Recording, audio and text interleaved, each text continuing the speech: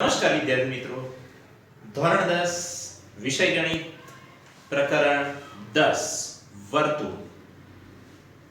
બોર્ડની એક્ઝામમાં જોઈએ તો આ પ્રકરણનો ગુણભાર 6 માર્ક્સનું છે, જેમાં એક 3 માર્કમાં આવે, એક 2 માર્કમાં અને એક 1 માર્કમાં. ઓકે, વર્તુળ વિશે તમે 9મા ધોરણમાં ભણી ચૂક્યા છો.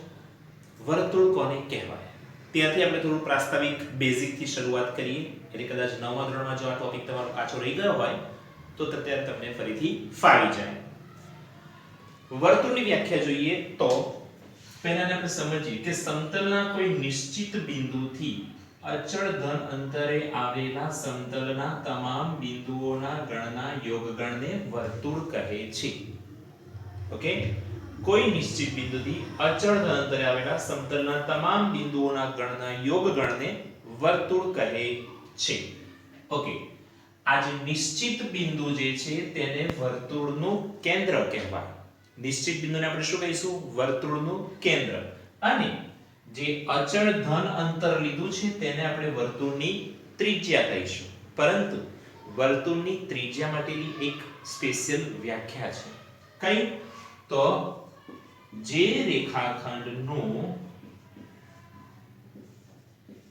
એક અંત્ય બિંદુ વર્તુળનું કેન્દ્ર અને બીજું અંત્ય બિંદુ વર્તુળ પરનું બિંદુ હોય તેવા રેખાખંડને વર્તુળની ત્રિજ્યા કહે છે. ઓકે, વર્તુળ કેન્દ્ર એવો રેખાખંડ કે જેનું એક અંત્ય બિંદુ વર્તુળનું બિંદુ હોય અને બીજું અંત્ય બિંદુ વર્તુળનું કેન્દ્ર હોય તેવા રેખાખંડને વર્તુળની ત્રિજ્યા કહે છે. ઓકે, પ્રશ્ન એ થાય કે વર્તુળની કેટલી ત્રિજ્યા હોય? તો વર્તુળને અસંખ્ય ત્રિજ્યા હોય. કેટલી ત્રિજ્યા હોય? અસંખ્ય. જો આ પ્રમાણે, કારણ કે વર્તુળ પર બિંદુઓ કેટલા હોય? તો કે અસંખ્ય. તો જો બિંદુઓ અસંખ્ય હોય તો ત્રિજ્યાઓ પણ અસંખ્ય મળે. ઓકે, તો ફરીથી તેની વ્યાખ્યા જોઈએ. ત્રિજ્યાની વ્યાખ્યા: જે રેખાખંડનું એક અંત્ય બિંદુ વર્તુળનું કેન્દ્ર હોય અને બીજું અંત્ય બિંદુ વર્તુળ પરનું બિંદુ હોય તેવા રેખાખંડને વર્તુળની ત્રિજ્યા કહે છે. ત્રિજ્યા બાદ આવે છે જીવા. જીવાને આપણે આકૃતિમાં સમજીએ. ધારો કે આ વર્તુળ છે, તો અહીંયા જે મેં AB દોર્યા છે તે AB ને વર્તુળની જીવા કહેવાય. એટલે કે તેવો રેખાખંડ જેના બંને અંત્ય બિંદુ વર્તુળ પરના બિંદુઓ હોય તેવા રેખાખંડને વર્તુળની જીવા કહે છે. ઓકે, જે રેખાખંડના બંને અંત્ય બિંદુઓ વર્તુળ પરના બિંદુઓ હોય તેવા રેખાખંડને વર્તુળની જીવા કહે છે. ઓકે, વર્તુળની જીવા તો એ પણ અસંખ્ય હોઈ શકે.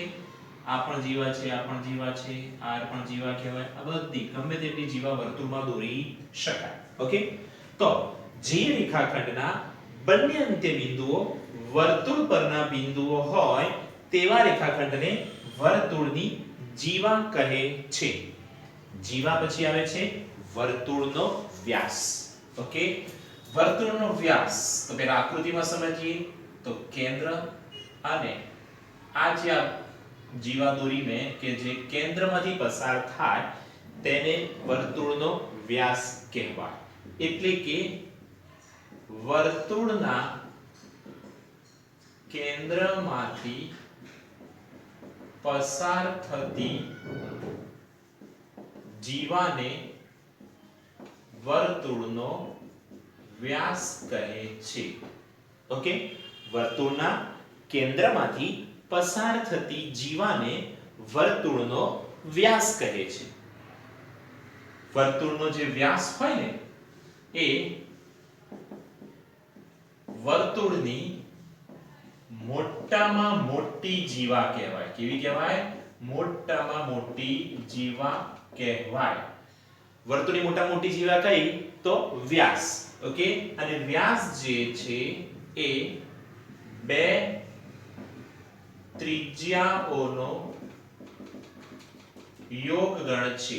કારણ કે જો O કેન્દ્ર હોય અને આ AB વ્યાસ હોય તો OA અને OB બંને શું છે? ત્રિજ્યાઓ છે. એટલે કે વ્યાસ એ બે ત્રિજ્યાઓનો યોગગણ છે. એટલે કે વ્યાસ બરાબર 2 ગુણ્યા ત્રિજ્યા. ખાસ ધ્યાન રાખજો હો, વ્યાસ એ બે ત્રિજ્યાઓનો યોગગણ છે, પરંતુ કોઈ પણ બે ત્રિજ્યાનો યોગગણ વ્યાસ ના પણ હોય. આ મુદ્દો ખાસ ધ્યાન રાખજો. કારણ કે ધારો કે આપણી પાસે આ વર્તુળ છે, આ કેન્દ્ર, આ એક ત્રિજ્યા અને આ બીજી ત્રિજ્યા લઈશું તો આ ત્રિજ્યા અને આ ત્રિજ્યાના યોગગણથી આપણને વ્યાસ મળશે નહીં. વ્યાસ ક્યારે મળી શકે? તો કે બંને ત્રિજ્યાઓ એક જ રેખામાં આવેલી હોય તો જ તેમના યોગગણથી વ્યાસ મળે. જરૂરી નથી કે આ જ દિશામાં હોવું જોઈએ. ક્યારેક આ રીતે પણ આ એક ત્રિજ્યા અને આ બીજી ત્રિજ્યા આ રીતે મળશે તો પણ તેમનો યોગગણ વ્યાસ કહેવાશે. ઓકે, તો વ્યાસ માટેનો મુદ્દો, આ મુદ્દો ખાસ ધ્યાન રાખજો. એક માર્કમાં કદાચ ક્યાંક પૂછી શકાય કે વર્તુળની કોઈ પણ બે ત્રિજ્યાનો યોગગણ વ્યાસ કહેવાય, સાચું કે ખોટું? તો તરત જ તમારે ખોટું કહેવું પડે. ફરીથી, વર્તુળની કોઈ પણ બે ત્રિજ્યાઓનો યોગગણ વ્યાસ કહેવાય તો તે વિધાન કેવું કહેવાશે? ખોટું કહેવાશે. હા, વર્તુળનો વ્યાસ એ કોઈ પણ વર્તુળનો વ્યાસ એ બે ત્રિજ્યાઓનો યોગગણ છે તેવું વિધાન આપ્યું હોય તો તે શું કહેવાશે? સાચું કહેવાશે. આ ખાસ ધ્યાન રાખજો. ત્યારબાદ આવે છે કે છેદિકા. છેદિકા કોને કહેવાય? તો વર્તુળની જીવાને સમાવતી રેખાને વર્તુળની છેદિકા કહે છે. બીજા શબ્દોમાં, વર્તુળને બે બિંદુમાં છેદતી રેખાને વર્તુળની છેદિકા કહે છે તેવું પણ કહી શકાય. ઓકે, તો આપણે બંને રીતે સમજીએ કે વર્તુળની જીવાને સમાવતી રેખાને વર્તુળની છેદિકા કહે છે. બીજી રીતે, છેદિકા વર્તુળને બે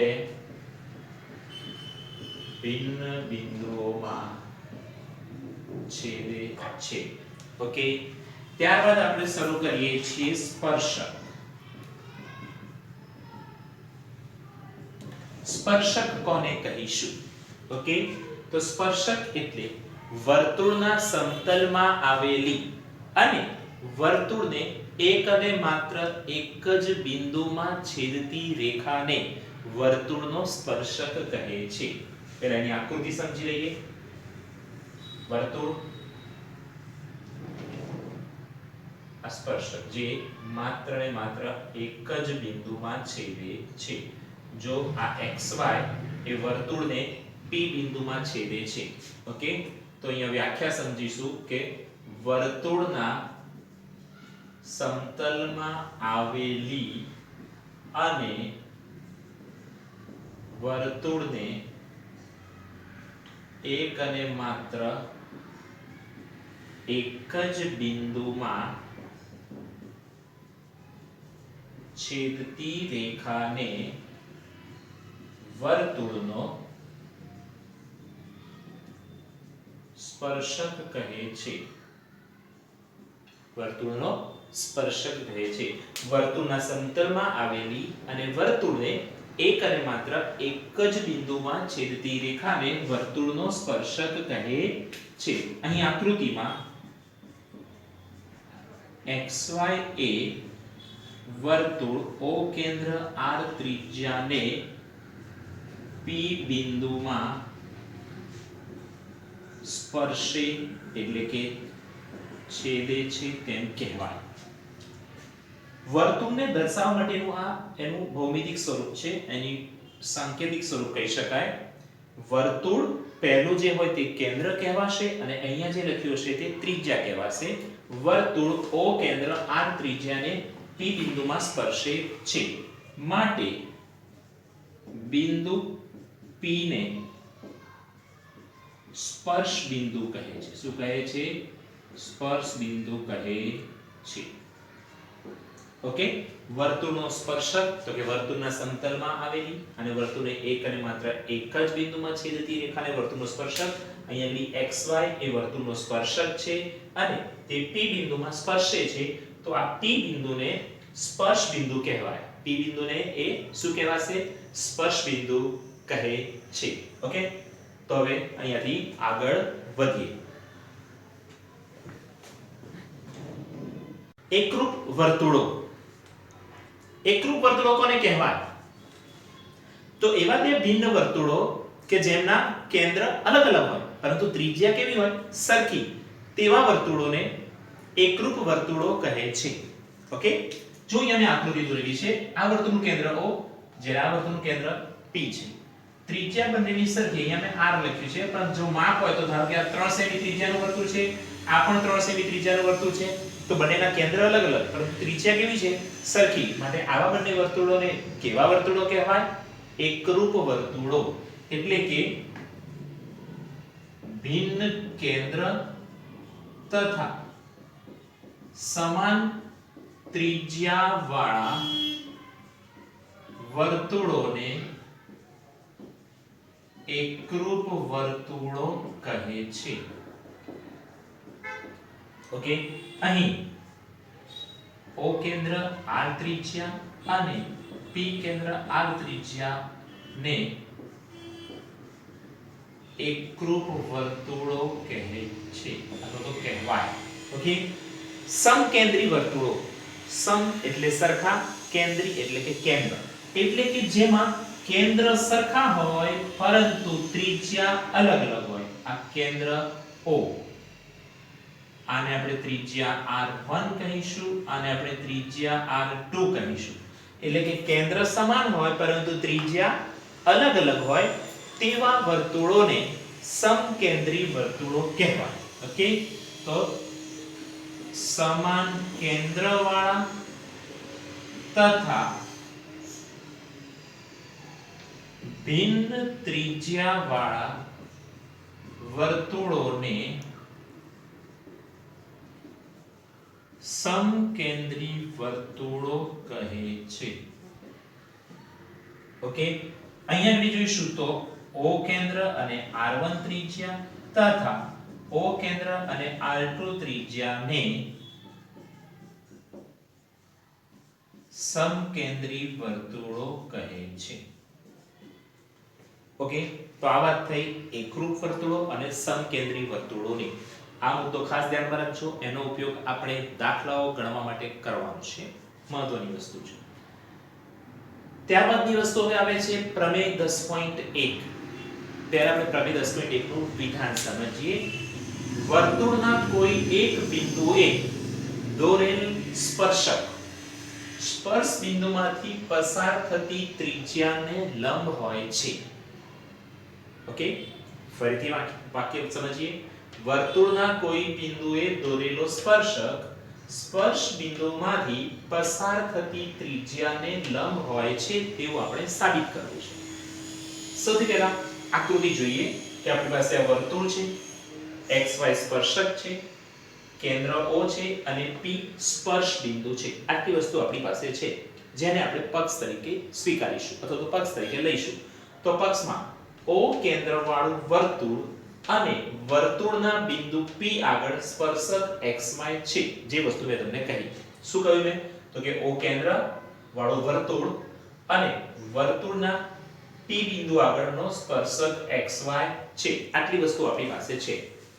સાબિત શું કરવું છે? તો કે આ OP જે છે તે xy ને લંબ છે તેવું આપણે સાબિત કરવું છે. જેને OP એ xy ને લંબ છે તેવું શબ્દોમાં પણ લખી શકાય સાધ્યની અંદર. અને આ રીતે સાંકેતિક ભાષામાં OP લંબ xy, આ જે ઊંધો ટી સંકેત જે છે તે સંકેત લંબનો સંકેત છે. આ સંકેતને શું બોલાશે? લંબ. ઇંગ્લિશમાં આપણે અહીંયા જોઈએ, આને આપણે લંબ તરીકે ઓળખીશું અને આ જે સંકેત છે એને ઇંગ્લિશમાં પરપેન્ડિક્યુલર તરીકે પણ ઓળખી શકાય. Okay, OP perpendicular to XY એવું કહી શકાય. સાબિતી શરૂ કરીએ. XY પર P સિવાયનું કોઈ પણ બિંદુ Q લો. એટલે આપણી પાસે P બિંદુ છે. હવે આપણે કોઈ બિંદુ Q એવું પસંદ કરીએ કે જે P કરતા ભિન્ન, P કરતા અલગ છે અને હવે આપણે OQ ને જોડી દઈશું. OQ ને જોડી દીધા. ઓકે, તો XY પર P સિવાયનું કોઈ બિંદુ Q લો, O તથા Q ને જોડો. તો O ને Q ને આપણે જોડી દીધા. આ જોડવાથી આ XY ઉપર આપણે P સિવાયનું કોઈ પણ બિંદુ Q લીધું ને, Q બિંદુ વર્તુળની બહારના ભાગમાં જ હોય. શા માટે? કારણ કે જો Q બિંદુ વર્તુળની અંદર હોય, Q બિંદુ વર્તુળની અંદર હોય અને Q બિંદુ આપણે XY પર લીધું, તો જે રેખા પસાર થશે આ Q બિંદુ અંદર હોય તો આ રેખા XY જે હોય એ XY એ વર્તુળને કેટલા બિંદુમાં છેદે છે? બે બિંદુમાં. અને બે બિંદુમાં છેદે તો એ વર્તુળનું શું કહેવાય? છેદિકા. જે હમણાં જ આપણે વ્યાખ્યામાં સમજ્યા કે વર્તુળને બે બિંદુમાં છેદે એને તો શું કહેવાય? છેદિકા કહેવાય. તો એનો મતલબ કે Q બિંદુ વર્તુળની અંદર તો હશે નહીં. બીજી વસ્તુ કે વર્તુળની ઉપર બી નહીં હોય. કેમ? વર્તુળની ઉપર તો કોઈ બિંદુ લીધું છે આપણે P, એટલે P સિવાય આ સ્પર્શકમાં બીજું કોઈ બિંદુ આપણે અહીંયા કઈ P છે ત્યાં ક્યાં તો Q લઈ શકીએ નહીં. એટલે ઉપર પણ નથી, અંદર પણ નથી. તો બિંદુ Q ક્યાં હશે? વર્તુળની બહારના ભાગમાં જ હશે. કારણ કે જો વર્તુળની બહારના ભાગમાં હોય તો જ આ XY તેનો સ્પર્શક બની શકે. એટલે કે Q એ વર્તુળની અંદર હોય તો XY એ શું થઈ જશે? છેદિકા બને, વર્તુળનો સ્પર્શક બને નહીં, જે મેં તમને સમજાવ્યું. તેથી OQ એ વર્તુળની ત્રિજ્યા OP કરતા મોટું છે. આ ટોપિક હવે ધ્યાનથી સમજીએ. આ OQ અંતર OP કરતા મોટું છે. એ કન્સેપ્ટ કેવી રીતે સમજીશું? તો જો OP P સ્પર્શ બિંદુ, O કેન્દ્ર, પરંતુ P એ વર્તુળ પરનું બિંદુ છે તો આ OQ એ વર્તુળની ત્રિજ્યા થઈ ગઈ. એટલે આટલો ભાગ ત્રિજ્યા છે. હવે OQ ત્રિજ્યા અહીંયા સુધી પૂરી થઈ જાય છે તો એના કરતા આટલું માપ વધારે છે. તો આ OQ અંતર OP કરતા કેવું કહેવાશે? મોટું. એટલે કે OQ greater than OP. Greater than એટલે જેની બાજુ આ પાંખિયા ખુલ્લા હોય તે ભાગ મોટો કહેવાય. એટલે OQ ગ્રેટર ધેન OP. મળી ગયું એટલું? ઓકે. બિંદુ P સિવાય આ P બિંદુ સિવાય Q બિંદુ લીધું ને, Q બિંદુ ગમે ત્યાં લો. Q સિવાય બીજું કોઈ પણ બિંદુ લો, જે અહીંયા અહીંયા અહીંયા કોઈ પણ જગ્યાએ લઈએ એને O ની સાથે જોડીશું ને તે અંતર હંમેશા OP કરતા મોટું જ મળે. એટલે શું કહેવાય? તો એટલે એવું કહેવાય કે આ OP જે છે તે કેન્દ્રથી ટૂંકામાં ટૂંકું અંતર છે. કેવું અંતર છે? ટૂંકામાં ટૂંકું. જો બિંદુ P સિવાય રેખા XY ના બધા જ બિંદુઓ માટે આ વસ્તુ બને છે. કઈ વસ્તુ બને છે? કે એનું અંતર OP કરતા મોટું જ થશે. એટલે કે OP એ O થી XY નું સૌથી ટૂંકામાં ટૂંકું અંતર છે. અને તેથી કહી શકાય કે તેથી OP એ XY ને લંબ છે. ઓકે, એને સાંકેતિક ભાષામાં છેલ્લે તમારે આમ OP લંબ XY લખવું હોય ને તો પણ લખી શકો. તો આ થયો આપણો પ્રમેય નંબર 10.1, જેને આપણે ફરીથી સમજીએ. વિધાન જોઈએ સૌથી પહેલા. વર્તુળના કોઈ બિંદુએ દોરેલો સ્પર્શક સ્પર્શ બિંદુમાંથી પસાર થતી ત્રિજ્યાને લંબ હોય છે. ઓકે, O કેન્દ્રવાળું વર્તુળ અને વર્તુળના બિંદુ P આગળ સ્પર્શક XY છે. તો શરૂઆતમાં આપણી પાસે માત્ર આટલી જ વસ્તુ હતી, વર્તુળ, સ્પર્શક. ઓકે, સ્પર્શક XY, કેન્દ્ર O અને બિંદુ P, જેથી આપણે આ ત્રિજ્યા બનાવી દીધી સ્પર્શ બિંદુએ. ઓકે, હવે XY પર આપણે બિંદુ Q કોઈ પસંદ કર્યું અને એને OQ સાથે જોડી દીધા. હવે OQ ને જોડી દીધા છે તો હવે આપણે શું કહીશું કે બિંદુ Q એ વર્તુળની બહારનું જ બિંદુ હોઈ શકે. કારણ કે જો અંદરનું બિંદુ હોય તો તે વર્તુળની છેદિકા થઈ જાય, સ્પર્શક બને નહીં. માટે Q બિંદુ એ વર્તુળની બહારના ભાગમાં છે. ઓકે, અને બહારના ભાગમાં હોય તો OQ અંતર એ OP કરતા હંમેશા કેવું થશે? મોટું જ. કારણ કે OP કરતા આ ત્રિજ્યા પૂરી થઈ ગઈ, આ ત્રિજ્યા કરતા આટલો ભાગ વધારે છે, માટે OQ ગ્રેટર ધેન OP કહેવાય. xy પરના p સિવાયના કોઈ પણ બિંદુ પસંદ કરીશું એ બધા જ બિંદુઓ માટે આ વસ્તુ શક્ય થશે. માટે OP જે છે એ કેન્દ્ર O થી xy નું ટૂંકામાં ટૂંકું અંતર છે અને એ ટૂંકામાં ટૂંકું અંતર છે માટે OP એ xy ને લંબ છે તેમ કહેવાય. ઓકે વિદ્યાર્થી મિત્રો,